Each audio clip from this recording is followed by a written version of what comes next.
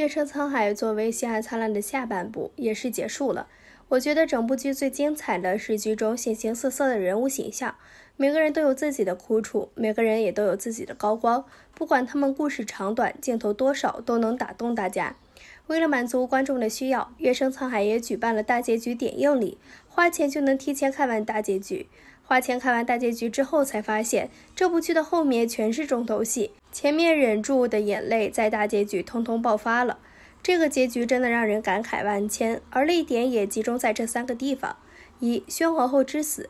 宣皇后承担了下半部剧的所有泪点。宣皇后出身不错，可惜父母早逝。当年她的舅父为了赌一把，做主把她许配给文帝。当时文帝有青梅竹马的岳飞，宣皇后即便知道也只好嫁了。文帝对宣皇后不错，虽然不爱她，但是依然立她为妃，立她的儿子为太子。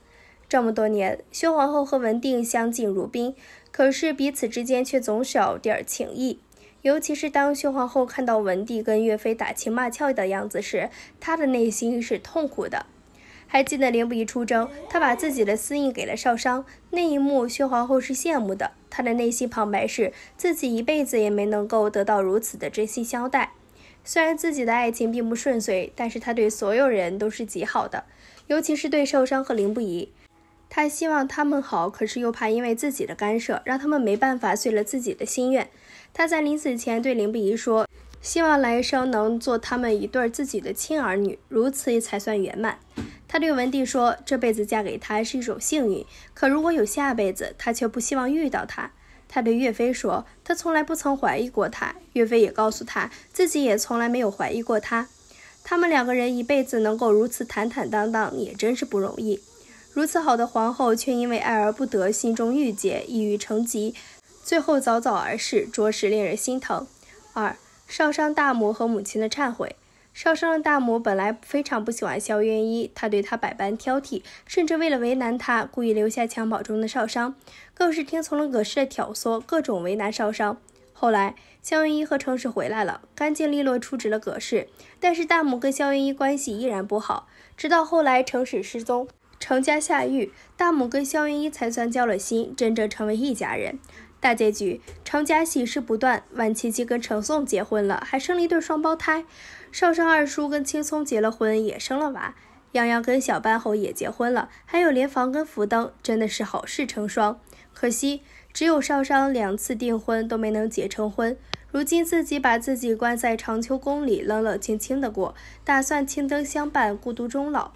当时萧渊一看出了少商的心思，极力去阻止，可是宫门内外母女遥遥相望，任萧渊一怎么哭喊，少商也不会回来了。宣皇后去世，少商归家，萧渊一想要极力弥补，可是少商已经不是那个少商了。同样面对孙女少商这样的命运，大母也在忏悔，觉得都是因为自己当年糊涂，才造成了少商如此的结局。她说要把自己攒的钱都留给少商。少商虽然不能够原谅大母和母亲，但是也能够理解他们的行为了。尤其是在大结局，萧渊一成为了女儿最坚强的后盾，这一刻少商才算真的释怀了吧。3. 少商与凌不疑的结局。少商与凌不疑的结局最令人唏嘘，因为凌不疑的欺瞒，少商虽然救了他，可却不肯原谅他，并且坚决要退婚。凌不疑知道自己错了，却又无法得到少商的原谅，只好把自己放逐西北，以此赎罪。少商与凌不疑以为此生都不会相见，但是宣皇后病重，文帝召回凌不疑，于是凌不疑和少商才能再见一次。虽然这一次相见，2个人因为洛继通的事情再一次经历了生死，可是少商依然不愿意原谅凌不疑。于是2人约定，少商在送完皇后发官之后便去游历山川，凌不疑将会继续的镇守西北。不过命运却再一次让他们相遇，少商在华县遇险，凌不疑再一次去救，2个人历经生死，再一次并肩作战。经历了几番生死，2个人再也无法抑制自己心中的感情，于是重归于好。是呀，还有什么事情比生命更重要呢？有些东西是时候该放下了。正如宣皇后所说的，珍惜眼前，珍惜当下才是最为重要的。这部剧是根据同名原著小说改编的，编剧有2处改编的原著情节，我觉得合情合理。霍不疑与洛继通在西北的5年，在原著中，霍不疑与洛继通在西北苦寒之地的那5年真的是知心相伴。身边的手下都以为自己的少主公真的爱上了骆家娘子了，以为回到都城之后就会定亲。而剧中的凌不疑自始至终都没有正眼瞧过骆继通一眼，在西北的5年里，霍不疑没有跟他说过一句话，甚至骆继通偷偷溜进霍不疑的营帐里都会被赶出来。而骆继通回到都城之后，跟陈朝商说有关凌不疑的关系，不过都是自己的一厢情愿，因为爱而不得，想要跟陈朝商同归于尽，最后坠崖而亡。陈朝商跟袁慎在都城的5年，在原著中，陈朝商是真的跟袁慎定亲。在凌不疑走后的5年里，袁慎每日都会来长秋沟陪伴陈朝商，甚至为了他不惜得罪许多权贵，执意要跟他在一起。在与袁慎相处中，陈朝商渐渐地放下了心防，终于答应他要跟他成亲。而在剧中，陈朝商自始至终没有打开过心防，袁慎的陪伴没有让陈朝商放下过去的一切，他把自己关在长秋宫里，想要的是陪伴宣皇后一起老死。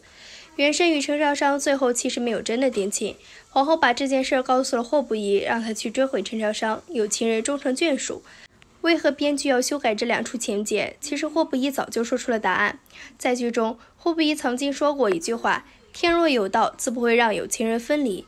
虽然他们彼此分开，但是又彼此相爱。霍不疑在5年里独自一人守护西北，陈朝商在5年里独自一人守护都城，彼此牵绊。但是终有一日，他们会再次相遇，并肩前行，一起守护着灿烂星河。